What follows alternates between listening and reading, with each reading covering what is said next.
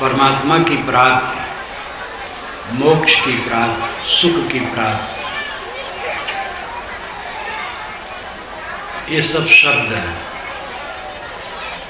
और इन सब का अर्थ अलग अलग नहीं है। आपसे अलग कोई परमात्मा मिलने वाला नहीं। दुखों में सहनशील हो, प्रतिकूलताओं में सहनशील हो,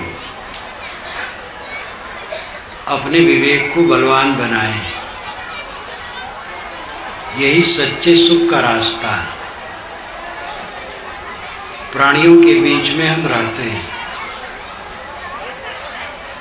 उसमें प्रतिकूलताएं अनुकूलताएं आती हैं। अनुकूलता में राग होता है, प्रतिकूलता में द्वेष होता है। ये राग द्वेष दोनों हमें बांधते हैं।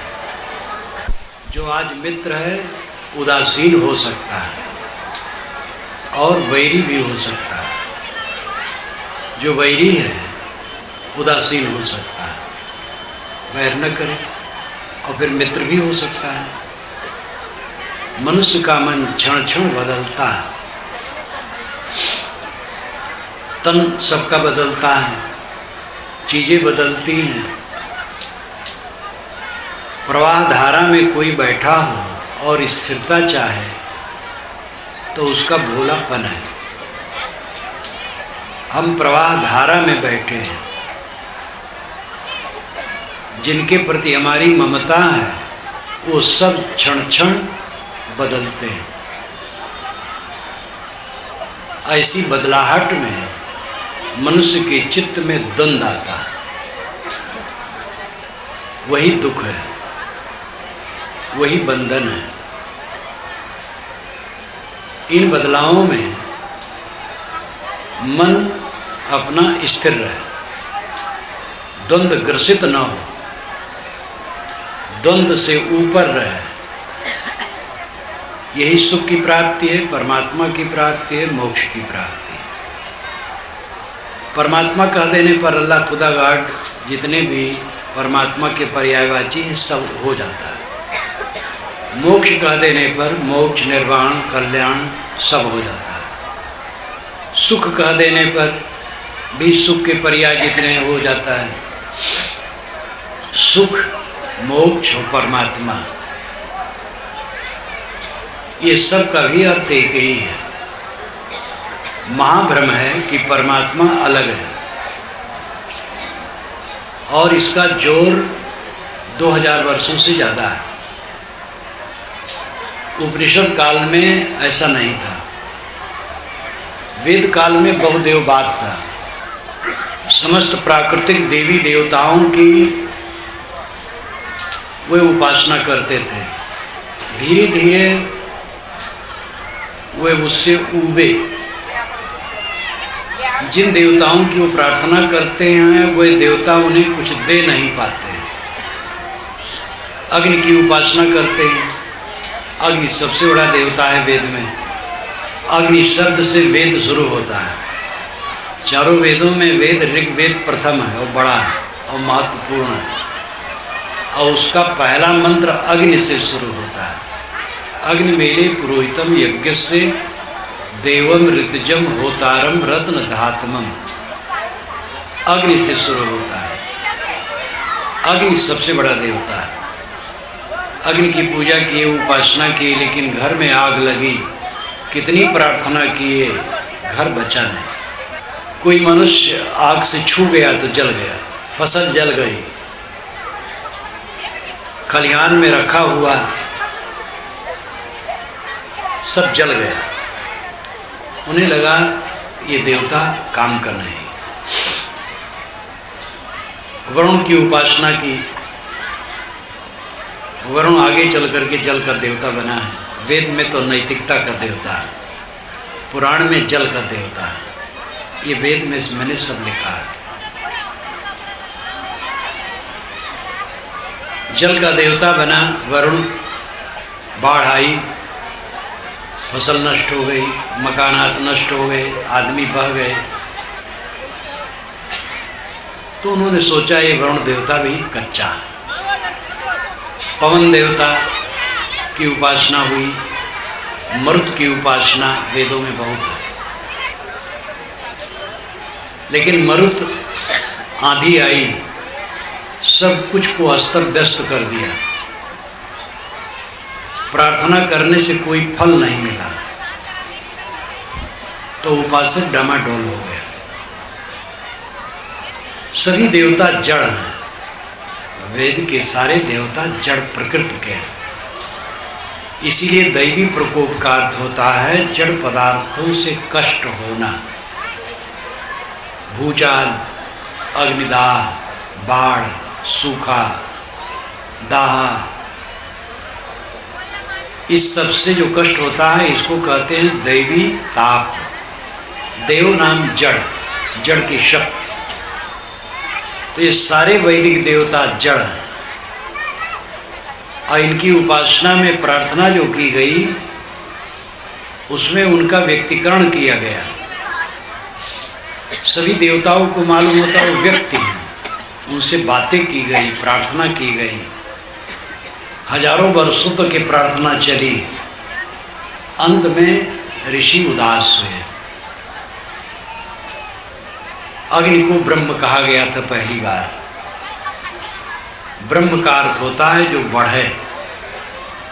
आग जलती है तो बढ़ती है। बृहत्वाद ब्रह्म, बढ़ने से वो ब्रह्म है। अग्नि को ब्रह्म कहा गया। और जिन वेद मंत्रों से अग्नि में हवन किया जाता है उन मंत्रों को भी ब्रह्म कहा गया। और जो इसका प्रयोग करे उसको ब्राह्मण कहा गया। आगे चल करके ये लगा आग ब्रह्म नहीं। तब ब्रह्म की परिभाषा आत्मा के लिए हुई। अहम ब्रह्मास्मि, मैं ब्रह्म। और इसका परिपाक उपनिषदों में हुआ, जिसको वेदांत कहते हैं। उपनिषदों में पहली उपनिषद ईश उपनिषद है, जो शुक्ल यजुर्वेद का 40वां अंतिमी अध्याय है।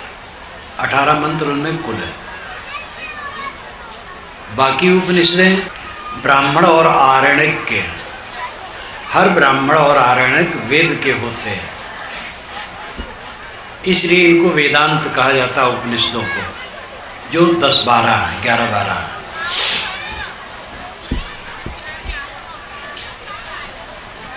इस ब्रह्म का विचार उपनिषद काल में हुआ वेदांत के नाम से। उसके पश्चात शास्त्र बने। सभी शास्त्र आत्मवादी हैं, आत्मा पर जोर है। इसके साथ तथागत बुद्ध हुए और महावीर स्वामी, एक ही समय में दोनों हुए। महावीर जेठ थे, बुद्ध उनसे लौरे थे। दोनों का कार्य क्षेत्र एक था। आज का उत्तर प्रदेश और बिहार जो कहलाता है, इसी में दोनों जीवन भर रहे। महावीर स्वामी आत्मवादी थे, बुद्ध अपने ढंग से वो भी आत्मवादी थे। उन्होंने कहा अत्ता ही अत्तनो नाथो, अत्ता ही अत्तनो गति। संस्कृत में आत्मा कहते हैं और पाली भाषा में अत्ता कहते हैं। अत्ता ही अत्तनो नाथो, आत्मा ही आत्मा का स्वामी है। अत्ता ही अत्तनो गति, आत्मा ही आत्मा की गति। गति नाम प्राप्ति। गति कहते हैं गमन को, प्राप्ति को, मोक्ष को, कल्याण को। आत्मा ही आत्मा की गति, प्राप्तव्य। इस प्रकार बुद्ध और महावीर ये दोनों भी आत्मवादी हुए। आत्मा से अलग ईश्वर नहीं है। आत्मचिंतन, कारण कार्य व्यवस्था, कर्म सिद्धांत, ये सब इसमें फले फूले। आगे चल करके नारायणी उपासना चली यादवों में पहली बार। ये बुद्ध के समकालिक या पहले या पीछे है। नारायणी उपासना चली। नारायण को विश्व का रूप माना गया। और कृष्ण उसी परिवार में थे। कृष्ण ऐसे योग्य पुरुष हुए कि उनको मान लिया गया कि वो नारायण के अवतार हैं।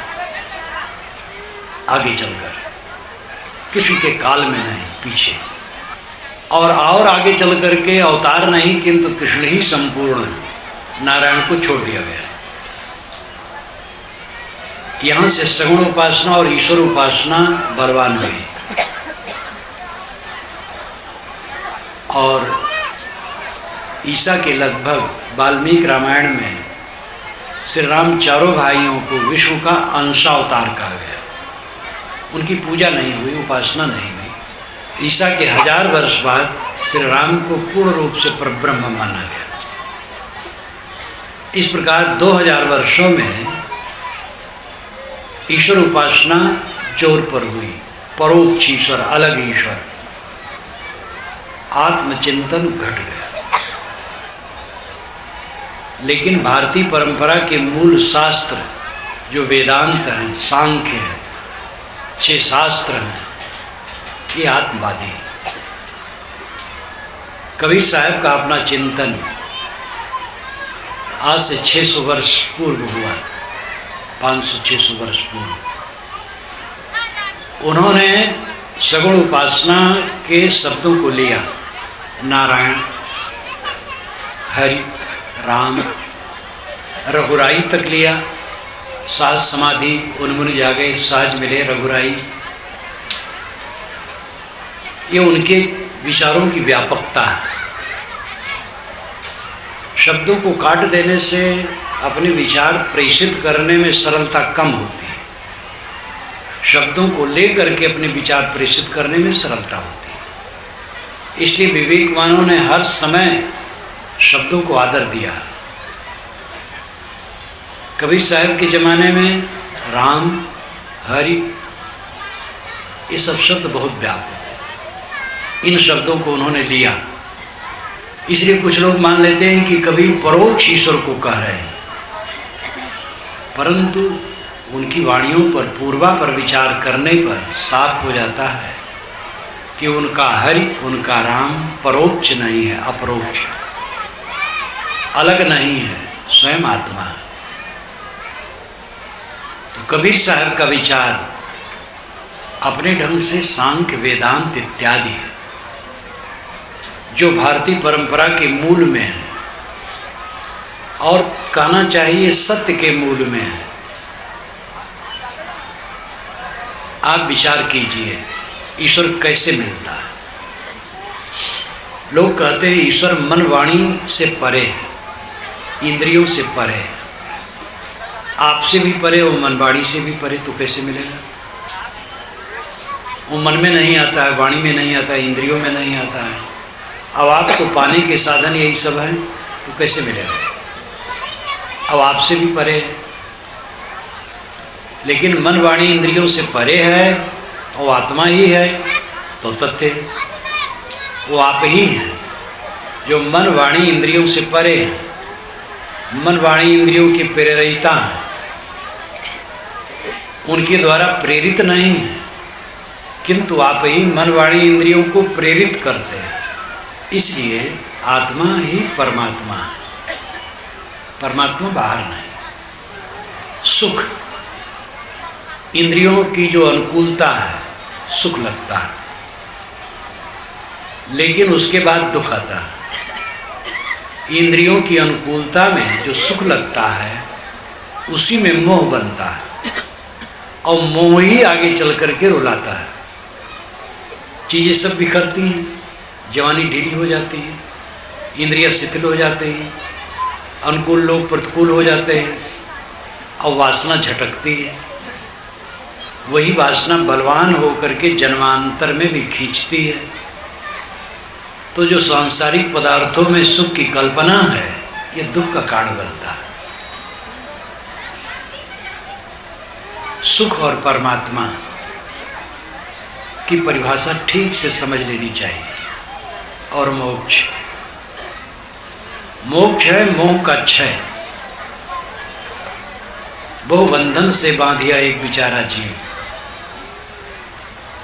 प्रतिदिन कोई एक एक रस्सी अपने शरीर में बांधे तो साल भर में 365 रस्सियों से बंध जाएगा और जीवन में हजारों रस्सियों से बंध जाएगा।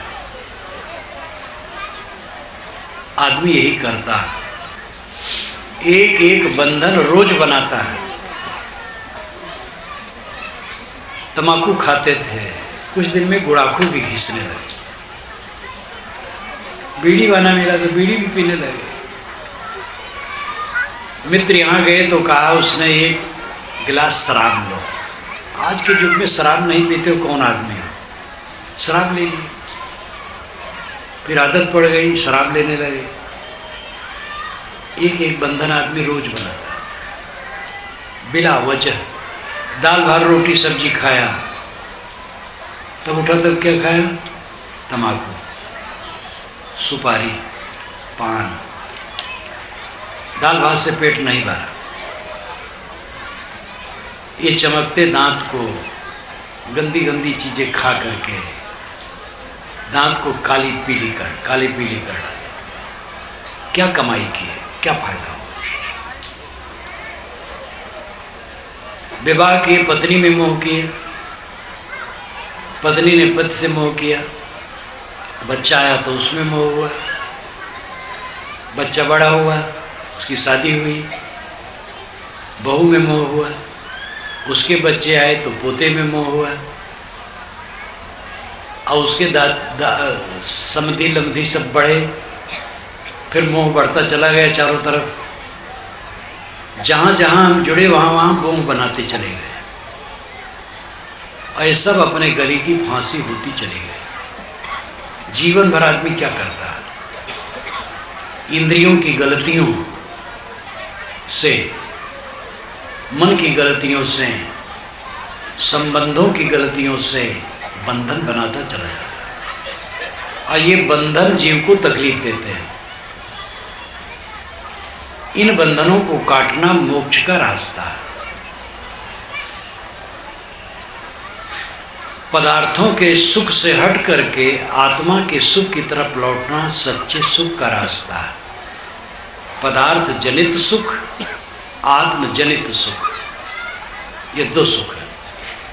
पदार्थ जनित सुख दुख लाते हैं, आत्मजनित सुख अनंत सुख है, क्योंकि आत्मा अनंत है, उसका अंत नहीं, खत्म नहीं होता है। और पदार्थ खत्म होते हैं, पद खत्म होता है। बड़े बड़े पोस्ट पर रहने वाले जब रिटायरमेंट उनका होता है तो वे कौआते हैं। कौआना, बड़बड़ाना, सपने में बड़बड़ाना कौआना कहा था। नींद खुलते ही उनके दरवाजे पर लोग पहुंच जाते थे। मिलते नहीं थे वो किसी से, लेकिन लाइन लोग लगाते थे। जब 8-10 बजे तक बैठते थे मिलने के लिए तो भीड़ लगी रहती थी। अब रिटायरमेंट हो गया, कोई मिलने नहीं आता। एक कमिश्नर रिटायरमेंट मिलने आए, उनके लड़के भी थे, बहुत निकट के हैं। कहे महाराज पिताजी अब बोर हो रहे हैं। हम के भाई कमिश्नर थे और सुबह से भीड़ लगती थी उनके दरवाजे पर। तो कमिश्नर साहब ने कहा साहब क्या करूं, 4 घंटा तो पढ़ता हूं, अध्ययन करता हूं, कितना पढ़ूं, तो बोर होना पड़ता है। पदार्थ स्थिर नहीं है, पदार्थ जनित सुख क्षणिक, आत्मजनित सुख अनंत है। सुख, मोक्ष और परमात्मा ये तीनों तीन नहीं है, एक है, वो आप है। अपने को पहचानो। अपने को एकदम लोग भूल गए। आप देह नहीं हो, प्राण नहीं हो, मन नहीं हो, बुद्धि नहीं हो, अहंकार नहीं। सुबह से शाम तक जिसमें आप अपने को जोड़ते हो वो नहीं हो। दर्पण में देखे आंखें, दंत पंक्तियां, कपोल, ठुड्डी, बरौनी, भौं, सीना, गला, हाथ, ये आप नहीं, अभ्यास इसी का, यही सब है। मकान, मेरा मकान, कहाँ मेरा मकान? इसी मकान में से लाश निकलना। ये सब साथी कहाँ साथी? जो मरे किसी को ले नहीं गए, कोई चीज नहीं ले गए। अंबानी ने मोबाइल का कितना प्रचार किया, जाते समय एक मोबाइल नहीं ले जा सका। हम लोग भी जो कुछ भी है, क्या साथ है? सारा संबंध नकली है। अपने आत्मा को पहचानो। जब आप गाढ़ी नींद में जाते हो तो आपको कुछ ख्याल नहीं रहता, परम सुख में रहते हो। नींद में आते हो तो दुख शुरू होता है, स्वप्न में आते हो तो दुख शुरू होता है, और जाग जाते हो तो दुख बढ़ जाता है। ऐसा जीवन बनाओ। गाढ़ी नींद का सुख जागते अवस्था में रहे। जागते अवस्था में और गाढ़ी नींद में फर्क इतना है कि गाढ़ी नींद में कुछ ख्याल नहीं रहता है, और जागृत अवस्था में ज्ञानी देखता है, सुनता है, खाता है, पीता है, लेकिन कोई तकलीफ नहीं रहती। सुसुप्त के समान सुख रहता है, क्योंकि वो सच्चे अर्थ में सुसुप्त है। सुसुप्त का अर्थ है अपने को पाना। स्व अपीति सुसुप्ति। सुसुप्ति का अर्थ स्व और अपीति, ये दो पद मिलकर के सुसुप्ति शब्द बनता है। स्व अपीति, स्व खुद, अपीति पाना, सुसुप्ति। शेते सुखम कस्तु, स्वामी शंकराचार्य ने प्रश्न किया है, शेते सुखम कस्तु, सुख से कौन सोता है? तो उत्तर दिया है, समाधि निष्ठ। जो समाधि में निष्ठ है वो पद है सम और आदि। सम समान, बराबर, समन। आदि मानसिक पीड़ा। मानसिक पीड़ा जहां शमन हो जाए वो समाधि है। जागृत में रहते रहते सुषुप्ति का आनंद, ये मोक्ष अवस्था है, जीवन मुक्ति अवस्था है। जीवन मुक्ति कोई महात्माओं के, कपड़े वाले महात्माओं के रिजर्वेशन में नहीं है, और पुरुषों के रिजर्वेशन में है। स्त्री और पुरुष, गृहस्थ और विरक्त, सबके अधिकार में। जो काम करेगा वही पाएगा। गाढ़ी नींद का सुख जागृत अवस्था में लो। ये कब होगा? जब हर समय सत्यता को देखोगे। सत्यता को आदमी हर समय देख नहीं पाता है। हर समय क्या, वर्ष वर्ष बीत जाते नहीं देखता है। जीवन बीत जाता है, जीवन में कोई क्षण किसी का आता होगा जब वो सत्यता देखता हो। और जो हर समय सत्यता देखता है, फिर क्या पूछना, स्वर्ग में पहुंच गया। पौराणिक स्वर्ग तो विषय वासना का है, लेकिन ये स्वर्ग विषय वासना का नहीं है। ये स्वर्ग अपने आप का, स्व का स्वर्ग। स्व अपने में गागमन स्वर्ग, ये सच्चा स्वर्ग है। चित्त की शुद्ध से अवस्था आएगी। अपने मन को साफ करो। जिन लोगों के बीच में आप रहते हैं, मन खराब होने का साधन वहीं बनता है। कुछ लोग आपके अनुकूल होंगे, कुछ लोग प्रतिकूल होंगे। अनुकूल वाले प्रतिकूल हो जाएंगे, प्रतिकूल वाले अनुकूल हो जाएंगे। जो बड़ा अनुकूल है वो भी कुछ कट कह देगा। कब कह देगा, फिर मीठा कहेगा, पछताएगा। ये तो दोनों दुनिया में चलता है। इन सब में समता धारण करो। साथी लोग कटु कह दें तो बैर न बांधो। कमजोरी है मन की, मनुष्य की, कह दिया, भूल जाओ। आप कटु कह दिए हो तो दोहराओ ना, क्षमा मांग लो। न क्षमा मांगो तो दोहराओ ना, बस वही क्षमा मांगना है। अपना कट न कहो, कट हो जाए तो उसको छोड़ दो, दूसरा कट का है सह। घर छोड़ करके अलग चले जाओ, वहां भी सहना पड़ेगा, जहां जाओगे वहां सहना पड़ेगा।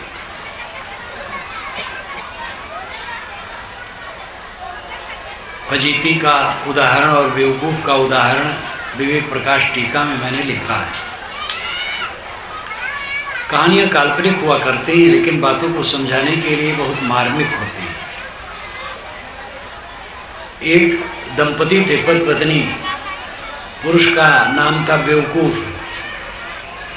और पत्नी का नाम था फजीती।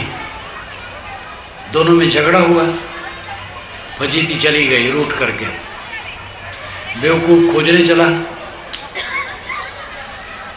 उसने पूछा इधर फजीती गई है? लोगों ने कहा फजीती कौन? कहे मेरी पत्नी। कहे तेरा क्या नाम? कहे बेवकूफ। कहे तो बेवकूफ जहां रहेगा वहीं फजीती मिलेगी। हमारी बेवकूफी नहीं गई है, हर जगह फजीती मिलेगी। अपनी बेवकूफी खत्म करना, जहां रह रहे हैं वहां छोड़ दे, अलग चले जाए, वहां भी हमारी बेवकूफी रहेगी, तकलीफ देगी। इसलिए बहुत स्थान बदलने की जरूरत नहीं, काम करने की जरूरत है। सहना सीखो। सास बहू में, ननद भावज में, देवरान जेठान में, पिता पुत्र में, भाई भाई में, कहीं भी संबंध में कहीं कट हुआ सकता है। उस कट को भूल जाओ। चीजों पर मन न रखो, गुजर पर ध्यान दो। तुलना में न पड़ो। तुलना करना है तो अपने से कम वालों की तुलना करो। अगर आपके पास मोटरसाइकिल है तो साइकिल वालों से तुलना करो, गाड़ी वालों से नहीं, चार पहिए की गाड़ी वालों से नहीं। मेरे पास तो साइकिल भी नहीं, अब आज तक साइकिल चलाना नहीं जानता। कोई मुझे साइकिल दे दे तो मैं चला ही नहीं पाऊंगा।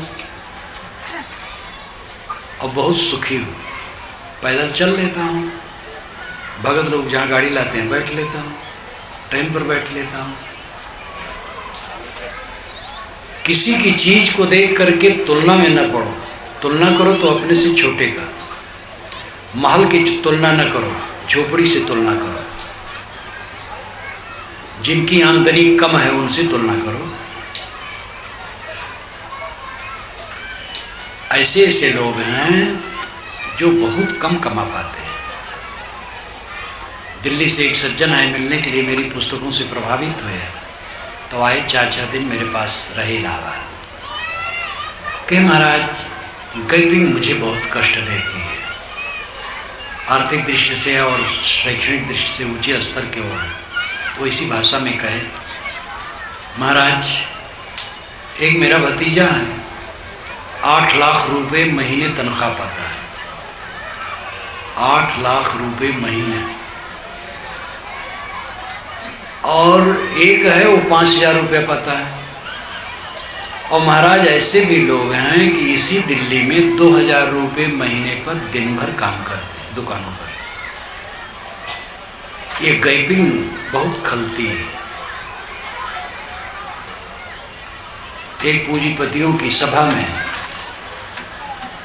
जब मनमोहन सिंह गए तो उन्होंने कहा भाई ये गैपिंग कम करो, बहुत तनख्वाह लंबी देते हो, जिनको कम देते हो उनको कुछ बढ़ाओ। पूंजीपतियों ने बिल्कुल नकार दिया, कहे नहीं हमारा विषय है, इस पर आप हस्तक्षेप न कीजिए। 2,000 रुपये तनख्वाह में भी जीने वाले हैं और ऐसे लोग भी जिनको 2,000 भी तनख्वाह नहीं मिलती, मजदूरी करते हैं, उनको भी हो जाता है। गुजर बसर पर ध्यान दो। जो आपके पास है बहुत है, ये विचार रखे बिना कोई सुखी नहीं हो सकता। दूसरे के अनुसार हम कभी हो ही नहीं सकते। और ये बाहर की चीजों से ज्यादा हो जाने पर क्या फायदा होगा? बड़ा भोजन मिल जाए, कपड़े मिल जाए, सोने की जगह मिल जाए और मन में शांति रहे, तो इससे बड़ी उपलब्धि दुनिया में कुछ नहीं। और मैं मानता हूं यहाँ जितने नर नारी बैठे हैं सबको भोजन मिलता है और सबको कपड़े मिलते हैं और सबको सोने की जगह मिलती है। मन कितने लोगों का शांत है तो अपना अपना स्वयं देखें। वो शांत करने से शांत होगा। लड़ोगे तो शांत होगे। पत्नी से लड़ रहे हैं, पति से देवियां लड़ती हैं। ये देवियां कम थोड़े हैं लड़ने में। एक दो देवियों को लड़ते मैंने देखा, दोनों हाथ उठा उठा कर। वो कहें तुमसे कम नहीं हो, क्यों कहेंगे तुम चलोगी डार डार तो मैं चलूंगी पार पार। तो इस प्रकार ये देवी और देवता लड़ेंगे तो सुखी नहीं रहेंगे। पति पत्नी प्राय जब मुझसे मिलने आते हैं तो मैं पहला प्रश्न यही करता हूँ, आपस में लड़ते तो नहीं? देवियों से पूछता हूँ तुम्हारे देवता लड़ते तो नहीं?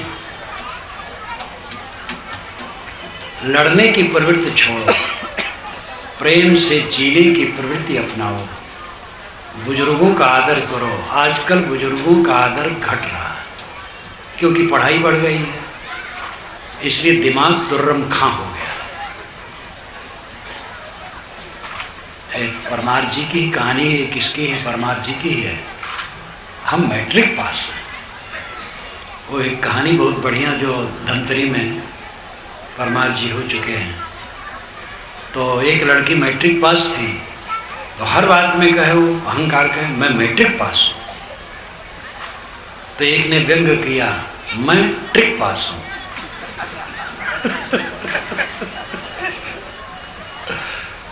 पढ़ाई लिखाई बढ़ गई, उसकी गर्मी बढ़ गई है और परिवार टूट रहा है। देहात में अभी भी काफी कुशल है, शहर में काफी टूट रहा है। और देहात में भी टीवी तो घर घर व्याप्त ही हो गया है। बड़ों का आदर घट रहा है और जो आदर घटाते हैं वे भी बड़े होंगे, बुजुर्ग होंगे, उनकी भी दशाएं आएगी। विनम्र बनो, सहनशील बनो, सह लो। सहने में कुछ लगता नहीं, फिर मोक्ष है। सहने में मोक्ष है। साधना क्या है? सहना। किसी की भली बुरी सबकी सुन लीजिए, कर गुजरान गरीबी में, मन लागो यार फकीरी में। ये खाली गाने के लिए थोड़े,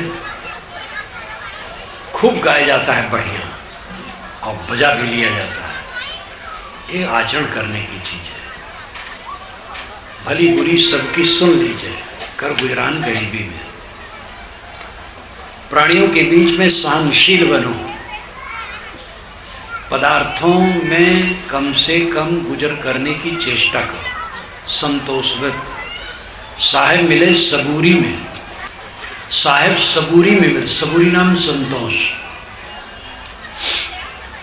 साहेब कहने से द्वैत लगता है। साहेब परमात्मा है, वो बाहर है। जब संतोष करेंगे तो आके मिलेगा, कोई परमात्मा के नहीं मिलेगा। साहेब आत्मा है, आप स्वयं साहेब हैं, स्वयं पर ब्रह्म है। संतोष करोगे तो अपने आप में स्थित हो गए। आप संतोष सुख है, रहो तो हृदय जुड़ा है। संतोष आया बस अपने आप में स्थित। यस्त्वात्मरतिरेव स्यादात्म तृप्तस्य मानवा आत्मन्नेव च संतुष्टस्य तस्य कार्यम न विद्यते। ये गीता में आता है। यस्त्वात्मरतिरेव, जो अपने आत्मा में ही प्रेम करता है और आत्मा में संतुष्ट होता है और आत्मा में स्थित होता है, उसको कुछ करना बाकी नहीं। आत्म तृप्त हो गया जो, क्या चाहिए? आत्मा परमात्मा है। साहेब मिले सबूरी में, संतोष में परमात्मा मिलता है। ये कहने का तरीका है। कहने में द्वैत रहता है सदैव, लेकिन उसका अर्थ अद्वैत है, अकेला है। द्वैत अद्वैत का झगड़ा साहब बहुत सरलता से साफ कर देते हैं।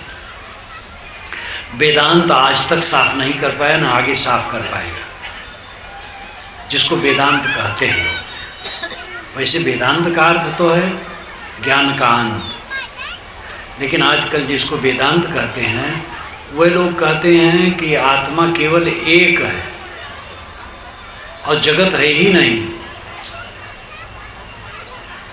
तो एक आत्मा और जगत है नहीं तो कौन किसको समझा रहा है? वस्तुतः आत्मा एक नहीं है, अनेक है, और जगत अपनी जगह पर सत है, बदलता हुआ है, वो आत्मा से अलग है। जगत में जगत सब समय, आत्मा में जगत नहीं, और सबकी आत्मा अलग अलग है।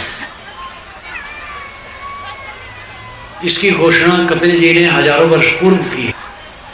जनन मरण करणानाम प्रतिनियमात् युगपत् प्रवृत्तेश्च पुरुष बहुत्तम सिद्धम त्रैगुण विपर्याच्चैव। ये प्रसिद्ध सांख्य कारिका है। एक कारिका ये है, जनन मरण करणानाम प्रतिनियमात् अयुगपत् प्रवृत्तेश्च त्रैगुण विपर्याच्चैव। इसलिए पुरुष बहुत्तम सिद्धम, इतनी युक्ति वे देते हैं बिल्कुल आपके पारक सिद्धांत के अनुसार।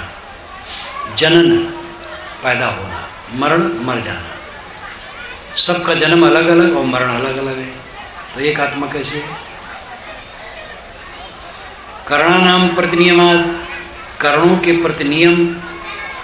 करण कहते हैं आँख नाक कान जीभ चाम को। इनके प्रतिनियम सबके अलग अलग है, सबके अपने इंद्रियों का बर्ताव अलग अलग है। अयुगपत प्रवृत्तिश्च, और सबकी प्रवृत्ति अयुगपत है, युगपत नहीं है। एक हत्या करता है और एक किसी तकलीफ में डूबे हुए आदमी का उद्धार करता है, सेवा करता है। एक भोग में लगा, एक त्याग में लगा है। एक तामसी है, एक शीलवान है, एक खुराफाती है, और एक समता का प्रचार करता है और व्यवहार करता है। तो युगपत प्रवृत्ति नहीं, अयुगपत है, भिन्न भिन्न है। त्रैगुण विपर्याच्चैव, और तीनों गुणों में विपर्य है, कोई सतोगुणी, कोई रजोगुणी, कोई तमोगुणी। तस्मात् पुरुष बहुत्तम सिद्धम, पुरुष आत्मा बहुत है, ये सिद्ध है। पुरुष का अर्थ होता है चेतन, पुर उष, ये दो पद मिला करके पुरुष शब्द बनता है। पुर उष, पुर नाम आगे, उष नाम जलाना, आगे आगे जो ज्ञान प्रकाश करता रहे वो आत्मा पुरुष। नारी के शरीर में हो, पुरुष के शरीर में हो, नपुंसक के शरीर में हो, सब में आत्मा पुरुष है। ये आत्मा अनेक है, बहुत है, ये वास्तविकता है। अब आत्मा से जड़ जगत अलग है, मिट्टी पानी आग हवा, उसके अनंत कार्य पदार्थ। तो एक कहाँ है? साहब ने द्वैत अद्वैत का मंथन बड़े सरल ढंग से किया। एक कहूँ तो है नहीं, दो कहूँ तो गारी, है जैसा रहे तैसा कहें कबीर विचारे। एक अगर कहूँ तो ऐसा है नहीं, अनेक लोग बैठे हैं, एक कहाँ है? लेकिन जब साधक समाधि में पहुंचा, निर्विकल्प हो गया, संकल्प शून्य हो गए, तो द्वैत कहाँ है? संकल्पों से जगत मन में प्रतिबिंबित होता है। संकल्प यादगिरियां, स्मृतियां, मेमोरियां शांत हुई तो जीव अकेला रह गया, अद्वैत हो गया। तो वहां द्वैत कहना उस परमार्थ तत्व को गाली देना। एक कहूँ तो है नहीं, दो कहूँ तो गारी, है जैसा रहे तैसा, जैसा है वैसा रहता है, कहीं कबीर विचार। जगत नानात्मक है, जड़ चेतन सर्वथा अलग है। जड़ के अनेक तत्व हैं, एक तत्व में असंख्य कण हैं, अवात्मा असंख्य हैं, ये वास्तविकता है। लेकिन साधक जब मन समेट करके आत्मलीन हो गया तो वहाँ द्वैत कहाँ है, तो अकेला हो गया। समाधि में अद्वैत होता है, अपने अपने स्थान पर कोई भी हो जो समाधि प्राप्त हुआ अद्वैत हो गया। समाधि में जब नहीं है, विचारों में है, तभी विचार उसका अद्वैत है कि मैं अकेला हूँ। भीड़ में रहते हुए भी अपने को अकेला समझो, क्योंकि जीव अकेला है। बहुत बड़े परिवार और समाज का व्यक्ति जब मरता है अकेले जाता है, किसी को ले नहीं जाता है। इस बात को समझने की जरूरत है। परमात्मा, मोक्ष और सुख, ये तीनों बात एक है, वो सब आप में घटित है। अपने को पहचानो, अपने को स्त्री न मानो, पुरुष न मानो, काला गोरा न मानो, ब्राह्मण शूद्र न मानो, कबीर पंथी वैष्णव वेदांती न मानो, ये औपचारिक है। आप शुद्ध चेतन है, निर्मल है, अमल है, कोई उसमें दुख नहीं, कोई संताप नहीं, कोई पीड़ा नहीं। अपने को भूल गए, आपन पो आपो ही बिसर्यो। जैसे स्वान कांच मंदिर में भ्रमित भूस मर्यो, ज्यों के हरि उपनिरक कूप जल प्रतिमा देखी पर्यो, वैसे ही गजफटिक शिलासो दसनन आन हर्यो, मरकट मूठ स्वाद नहीं बिहुरे, घर घर रटत फिर्यो, काहीं कबीर नलनी के सोना तो ही कौने पकड़ो। बड़ी विरह भावना से साहब कहते हैं, काहीं कबीर नलनी के सोना। नलिका यंत्र में लाल मिर्ची लगी थी, सुगा उसको खाने के लोभ में आया और फंस गया। ये अन्योक्ति अलंकार है। हम लोग सुगा, नलिका यंत्र, ये संसार चक्र है। इसमें जो चमक दमक, मिथ्या चमक दमक है, इसमें फंस करके दुख होते हैं। काहीं कबीर नलनी की सुवना तो ही कौने पकड़ो।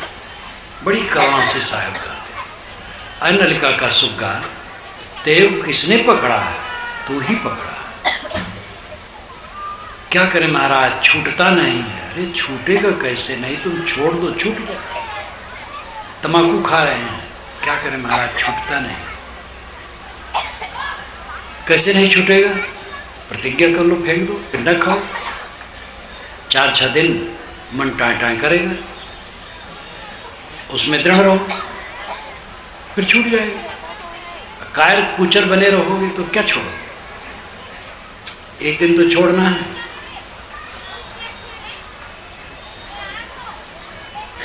हम तो कहे थे गली छोड़ दो, लेकिन दुनिया को छोड़ चले।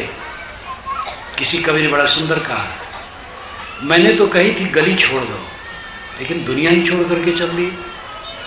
गली यानी गलत गलियों में न चलो। अंत में तम्बाकू, सुपारी, पान, शराब, कबाब ही नहीं, घर द्वार छोड़ के चल देना पड़े। लेकिन हमारी कायरता,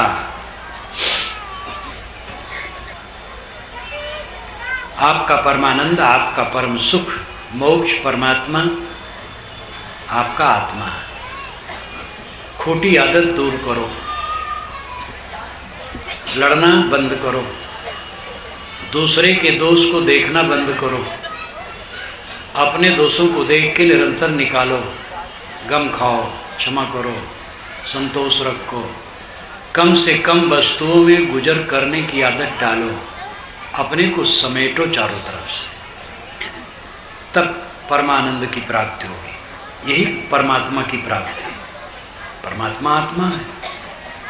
हमारा मन बाहर लगा है तो आत्मा में नहीं टिकता है। बाहर जब उदास होगा तो आत्मा में टिकेगा। ये गणित की तरह है। गणित एक महाविज्ञान है जिसमें पूरी दुनिया में दो राय नहीं है। लोग कहते धर्म और अध्यात्म तो मान्यता है। धर्म और अध्यात्म गणित है। धर्म है संयम और शील, अध्यात्म है अपने को सब तरफ से समेटकर आत्मलीन हो जाना। ये गणित की तरह है। संयम और शील, अपने पर जितना संयम करोगे दूसरे के साथ उतना शील का बर्ताव करोगे, और अपना जितना लंपट रहोगे उतना दूसरे को तकलीफ दोगे। ये गणित की तरह है। अध्यात्म है अपनी तरफ लौट आना, अधिआत्म, अध्यात्म, ये दो पदों से अध्यात्म शब्द बना।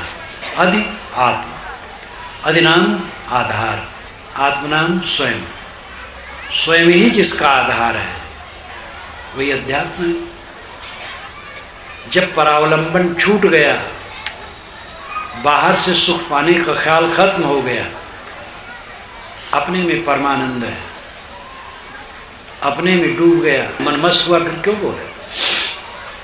हीरा पायो गांठ गठिया, बार बार आपको क्यों खोले? हल्की थी तब चढ़ी तराजू, पीर पूर्व भया तब क्यों तोले? सुरत कलारी भई मतवारी, मदवा पी गई बिन तोले। हंसा पायो मान सरोवर, ताल तलैया क्यों डोले? तेरा साहेब है घर भीतर, बाहर नैना क्यों खोले? कहत कबीर सुनो भाई साधो, साहेब मिल गए तिलोले। अब इस सब में साहेब मिल गए तिलोले तो लगेगा साहेब अलग है। इसलिए शब्द पूरा समर्थ नहीं होते हैं तथ्य को बताने में, उसके लिए अनुभवी गुरु ही रास्ता बताता है। परोक्ष मान्यता के चक्कर में मत पड़ो। बाहर कहीं कोई भगवान नहीं मिलता, हल्ला बहुत है। भगवान के दर्शन, भगवान के दर्शन, दर्जनों गुरु आज हैं जो भगवान के दर्शन कराते हैं, और उनसे कहो महाराज आपको भगवान के दर्शन हुए तो क्रोध में भभक उठते हैं, क्योंकि दुनिया को बेवकूफ़ बनाना है। कोई दर्शन वर्शन नहीं होता है। आपका परमात्मा आत्मा है। अपने मन इंद्रियों को शुद्ध करो, साफ करो, अंतर्मुख करो।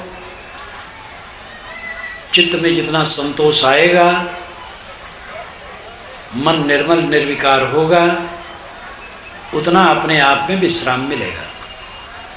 पूरा निर्विकार मन पूर्ण रूप से विश्राम पा जाता है। जितना मन हमारा विकारी रहेगा उतना उद्वेगित रहेगा, और पूर्ण रूप से निर्विकारी हो गया तो पूर्ण उद्वेग शून्य हो जाएगा। उद्वेग शून्य अवस्था मोक्ष की प्राप्ति है, परमात्मा और निर्वाण की प्राप्ति है, ब्रह्म की प्राप्ति है, राम की प्राप्ति है। इन वास्तविकताओं पर ध्यान दो। शक्ति सबके पास है, अपनी शक्ति को याद करो और संभालो। जागो। जितने लोग सुन रहे हो, रोज अकेले में बैठना शुरू करो। व्यवहारिक रूप में जब तक ज्ञान न दोगे, खाली बतकही से काम नहीं होगा। सुबह शाम अकेले में बैठो, ज्ञान के ग्रंथ पढ़ो, अपने गुण दोषों को देखो। पहले की लंपटता कितनी घटी है, क्रोध कितना घटा, मोह लोभ कितने घटे, ईर्ष्या करना, उत्तेजित होना, प्रतिक्रिया में रहना, लेटे हैं बैठे हैं, मन ही मन में उद्वेगित हैं किसी बात को लेके। ये नरक चल रहा है। पहले जैसा नरक है कि घटा है?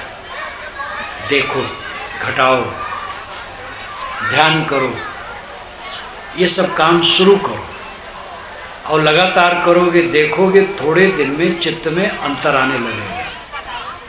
आपको लगेगा फायदा नहीं हो रहा है, लेकिन जब आपको कभी प्रतिकूलता आएगी तब आपको दुख कम लगेगा। तब आप अपने धन को समझ पाएंगे कि अंतर हो रहा है। ऐसे कई अनुभव लोग बताते हैं। कई गृहस्थ कहते हैं कि महाराज आपने जो साधना बताई, मुझे लगा कोई फायदा नहीं हो रहा है, लेकिन कुछ दिन के बाद देखा लड़का तो पहले कुछ सामने कह नहीं सकता था, कह दे तो तुरंत में बरस पड़ता था। अब तो लड़का कुछ कह दे तो मुझे दुख नहीं होता। अब फिर लड़का सावधान हो जाता है और भक्त हो जाता है। तो मैं देखता हूँ कि पहले जैसी चोट अब नहीं लगती है। पहले कुछ घाटा हो जाए, हानि हो जाए, मैं उबल पड़ता था, नींद नहीं आती थी। अब घाटा हो जाए तो उतनी चोट नहीं लगती। ये सफलता, जितना काम करते जाओगे सफलता बढ़ती जाएगी। अब अगर ये सोचोगे भगवान कर देंगे, गुरु महाराज आशीर्वाद दे देंगे, हो जाएगा, तो बैठे रह जाओगे। गुरु महाराज तो आशीर्वाद दे रहे हैं, अब और कौन आशीर्वाद दे। इसलिए भगवान और गुरु सबकी कृपा है, अपनी कृपा अपने ऊपर करो। और इसकी बड़ी कमी है आप लोगों में, जो अकल अलग बैठते नहीं। अकेले में बैठो, रोज सुबह शाम बैठो, अध्ययन ध्यान चिंतन के लिए 3 काम। अध्ययन, ज्ञान के ग्रंथों को पढ़ना, चिंतन, वास्तविकता पर विचार करना, अपने गुणदोषों की समीक्षा करना, और ध्यान, मन को एकाग्र करने का अभ्यास। ये तीनों काम रोज करते जाओ, देखोगे अंतर आता जाएगा। जितना अंतर होगा आप सुख, परमात्मा, मोक्ष के निकट होते जाएंगे। निकट क्या हो, आप ही। विकार हटता गया, चित्त निर्मल होता गया, विवाद घटता गया, साथियों में विवाद नहीं होता है, कलह नहीं होता है, बाहर कलह घटा, भीतर कलह घटा, शांति बढ़ती जाएगी। यही परमात्मा और मोक्ष की प्राप्ति है। इस पर सब काम करो। आपको धन्यवाद देते हुए मैं अपनी गाड़ी को विराम देता हूँ। बोलिए सद्गुरुदेव।